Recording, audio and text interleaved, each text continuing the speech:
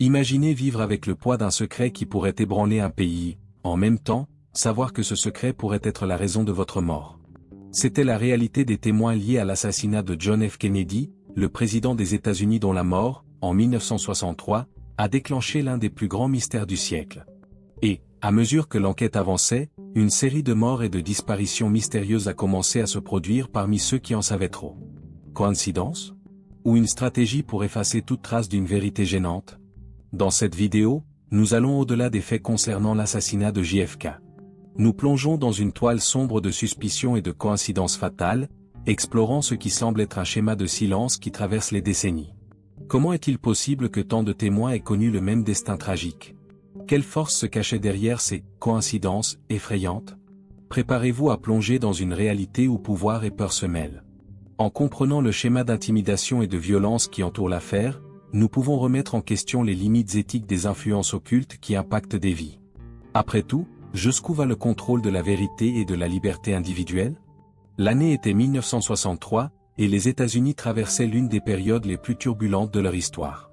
En pleine guerre froide, le climat de tension politique était intense. La population, divisée et anxieuse, voyait en le président John F. Kennedy une figure qui inspirait l'espoir et le changement. Kennedy, charismatique et jeune, était devenu un symbole de renouveau. Son programme progressiste incluait des promesses d'égalité raciale et la quête de la paix, mais il le mettait aussi en collision avec des secteurs conservateurs et puissants. Cependant, cette promesse de changement a subi un coup dévastateur le 22 novembre 1963, lorsque le président fut assassiné à Dallas, au Texas. Le choc fut immédiat et dévastateur. Le monde entier s'est arrêté, et le pays a plongé dans une vague de deuil, de peur et de méfiance. La commission qui enquêtait sur l'assassinat a rapidement désigné un suspect, Lee Harvey Oswald, un homme controversé ayant des liens avec l'Union soviétique et des sympathies communistes. Cependant, avant qu'il ne puisse être jugé, Oswald fut assassiné dans plein jour et devant les caméras de télévision. Ce crime, diffusé en direct, n'a fait qu'accroître les soupçons et les théories sur un éventuel complot visant à éliminer le président. Le climat d'incertitude et de paranoïa a envahi le pays, amenant beaucoup à remettre en question la version officielle des faits. Des rumeurs ont circulé sur un réseau sombre et invisible prêt à éliminer toute personne en sachant trop sur ce qui s'était réellement passé ce jour fatidique à Dallas. C'est dans ce contexte, où pouvoir et peur se mêlaient, que la mort de témoins clés a commencé à attirer l'attention. Peu après l'assassinat de JFK, certains témoins ont commencé à rapporter des détails inquiétants. Certains avaient été témoins du moment exact des tirs, d'autres avaient entendu des conversations suspectes dans les jours précédant le crime, et certains affirmaient même avoir vu des figures mystérieuses près du lieu du drame. Cependant, ce qui devait être une enquête ordinaire sur un assassinat a pris une tournure sombre et effrayante lorsque ces témoins ont commencé à disparaître de manière mystérieuse un après l'autre. Parmi les premiers cas de silenciement figurait la mort de Dorothy Kilgallen, une journaliste renommée qui enquêtait sur l'affaire JFK par ses propres moyens. Connue pour son courage et sa détermination, Kilgallen était une figure influente et respectée dans les médias. Elle avait confié à des proches qu'elle était sur le point de révéler une bombe sur l'affaire, une information qui mettrait le crime sous un nouveau jour. Mais, avant de pouvoir publier son enquête, elle fut retrouvée morte dans son appartement, dans des circonstances qui sont encore remises en question aujourd'hui. Les causes officielles ont indiqué une overdose, mais ses amis et sa famille ont affirmé qu'elle n'aurait jamais commis de suicide. Beaucoup croient que Dorothy a été victime de quelque chose de plus sombre, quelqu'un qui voulait s'assurer que sa découverte ne soit jamais révélée. Un autre cas mystérieux concerne David Ferrier, un ancien pilote militaire et un proche de Lee Harvey Oswald. Ferrier avait également affirmé détenir des informations liant l'assassinat à des figures puissantes et influentes. Il avait avoué être dans la peur et avait même commenté à des proches qu'il savait trop de choses. Ferrier a été retrouvé mort chez lui, apparemment de cause naturelle, mais il y avait des marques de violence qui n'ont jamais été expliquées. Pour beaucoup, le décès de Ferrier était un message silencieux. Quiconque osait enquêter profondément sur l'affaire risquait de se faire réduire au silence. Ces premiers cas de mort suspectes ont commencé à attirer l'attention du public et de la presse. Les proches des témoins décédés ont rapporté des appels anonymes, des filatures et des menaces implicites, renforçant la peur qu'il existait bel et bien un réseau invisible opérant dans l'ombre. À mesure que d'autres noms apparaissaient sur la liste des victimes de l'affaire JFK, la sensation qu'une force puissante faisait taire ceux qui en savaient trop devenait indéniable. Au fur et à mesure que les témoins et leurs proches devenaient victimes d'accidents inexplicables et de morts naturelles suspectes, un schéma clair et effrayant se dessinait. Toute personne qui osait enquêter ou parler de ce qu'elle avait vu ou su autour de l'assassinat de JFK courait un grave risque d'être réduite au silence. La liste des noms s'allongeait, et la récurrence de tels incidents semblait suggérer une stratégie méthodique et impitoyable, dont l'objectif était d'empêcher qu'une vérité gênante ne fasse surface. Le schéma d'intimidation ne se limitait pas aux morts suspectes. De nombreux témoins ont commencé à rapporter des filatures, des menaces anonymes et même des tentatives d'intrusion dans leur maison. Des personnes ordinaires étaient soudainement suivies par des individus inconnus et recevaient des appels téléphoniques menaçants, dans lesquels des voix lointaines les avertissaient de se taire si elles voulaient protéger leur famille. Le sentiment de surveillance constante affectait leur vie, créant une atmosphère de paranoïa. Certains témoins ont même rapporté des tentatives d'enlèvement, comme si des forces occultes étaient déterminées à s'assurer que personne n'ait le courage de révéler ce qu'ils savaient. Une de ces histoires est celle de Jean Hill, l'une des personnes les plus proches du lieu du crime et qui affirma avoir vu un tireur à un endroit différent de celui suggéré par l'enquête officielle. Il a déclaré que, après avoir fait ces déclarations, elle a commencé à recevoir des visites d'hommes se présentant comme des agents du gouvernement, qui la pressaient de se taire pour son propre bien. Un autre cas perturbant est celui de Roger Craig, un ancien shérif adjoint qui a été témoin d'événements contradictoires avec la version officielle. Craig a trouvé des preuves qui pouvaient indiquer une conspiration plus large, mais, au lieu d'être écouté, il a été discrédité et poursuivi. Des années plus tard, au milieu d'une série de menaces, il a été retrouvé mort soi-disant un suicide. Ce schéma d'intimidation, subtil ou direct, indiquait la présence d'une force implacable, opérant silencieusement et stratégiquement. C'était un avertissement pour tous les autres, le prix à payer pour parler était élevé, et le silence était la seule garantie de survie. Au fil des années, les rapports d'accidents tragiques impliquant des personnes liées au dossier JFK se sont multipliés. Ces événements tragiques, presque toujours rapportés comme des accidents de voiture, des suicides ou des défaillances soudaines de santé, présentaient toujours les mêmes caractéristiques suspectes.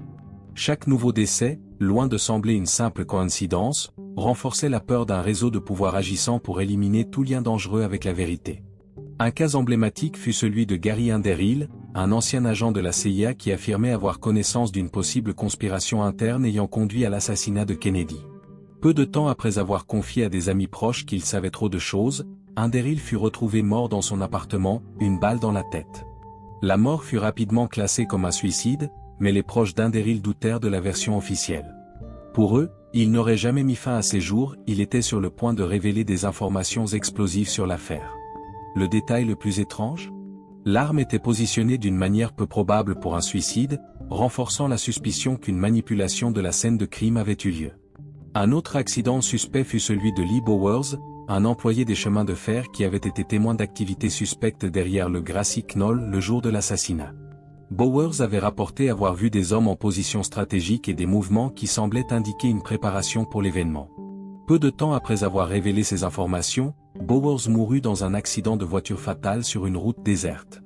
Pour beaucoup, la manière dont sa voiture avait quitté la route semblait davantage un signe que sa mort n'était pas accidentelle. C'était un accident avec un air de message, un avertissement pour ceux qui oseraient trop s'approcher de la vérité.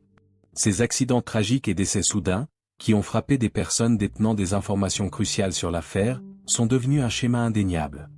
Chacun d'eux renforçait la narration selon laquelle il existait une force déterminée à maintenir la vérité enterrée, et qui n'hésitait pas à éliminer toute personne susceptible de menacer cette stratégie. À chaque nouveau accident, le sentiment que cela faisait partie d'un plan prémédité pour faire taire les voix gênantes s'intensifiait. Avec l'augmentation des morts mystérieuses et le schéma de silenciement, l'opinion publique a commencé à s'agiter. Les journaux, les émissions de télévision et les discussions dans les cercles académiques ont mis en lumière des questions qui semblaient sans réponse. Peu à peu, les versions officielles des événements ont commencé à être vues avec scepticisme, alimentant des théories du complot qui se sont répandues comme un feu. À chaque nouvelle mort suspecte, la sensation que quelque chose de sombre était dissimulé ne faisait qu'augmenter. Les citoyens ordinaires, autrefois confiants dans les institutions, ont commencé à remettre en question la transparence du gouvernement. L'idée qu'un réseau puissant, invisible et impitoyable agissait dans l'ombre, éliminant toute menace au secret de l'affaire JFK, a envahi l'imaginaire collectif. Des livres, des articles et des documentaires sur l'assassinat de Kennedy sont devenus populaires, chacun offrant une interprétation différente des événements. Des noms tels que la mafia, la CIA et des éléments du gouvernement ont commencé à circuler comme de possibles responsables, chacun offrant sa propre narration, mais tous convergeant vers un même point, la quête de la vérité était mortelle. La montée des théories du complot a généré un sentiment d'impuissance et de méfiance envers les institutions. Beaucoup se demandaient si la vérité sur l'affaire JFK serait un jour révélée ou si elle resterait à jamais enterrée sous un manteau de manipulation et de mort.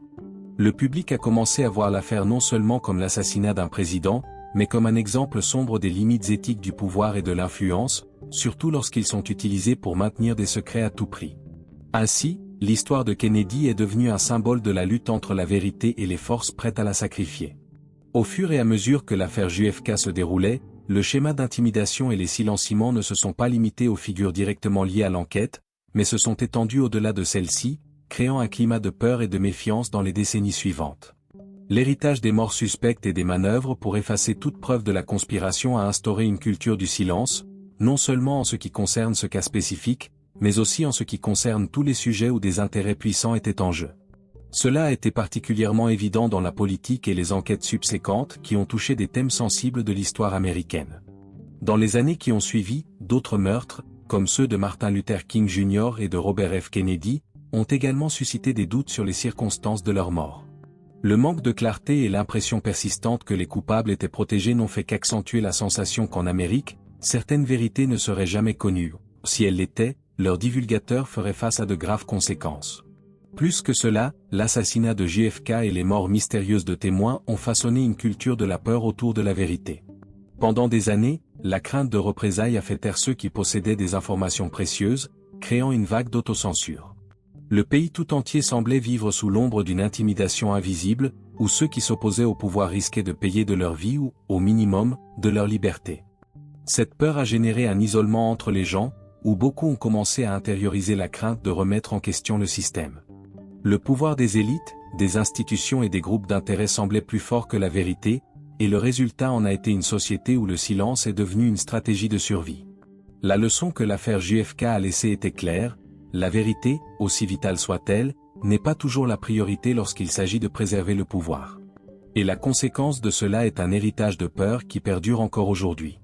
Ce climat d'incertitude et de silenciement des voix dissidentes a généré une vague de méfiance généralisée envers les institutions, où le public a commencé à voir toutes les autorités comme des agents potentiels de contrôle, prêts à cacher des vérités, si nécessaire, pour protéger des intérêts plus grands. Cette culture de la peur ne s'est pas limitée à l'affaire JFK, mais a imprégné la politique, les médias et l'opinion publique pendant des décennies.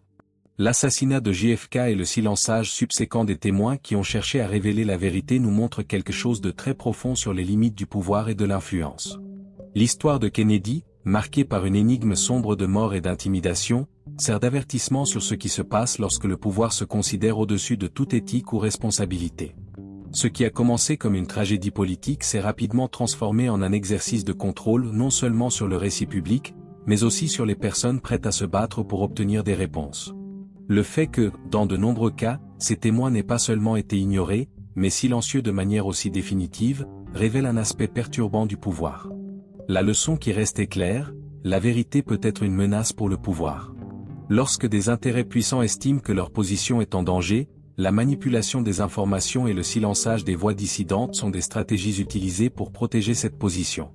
Le cas JFK illustre comment la peur peut être un outil efficace pour supprimer la vérité, créant ainsi une culture de malaise, où même les questions les plus simples peuvent avoir de graves conséquences.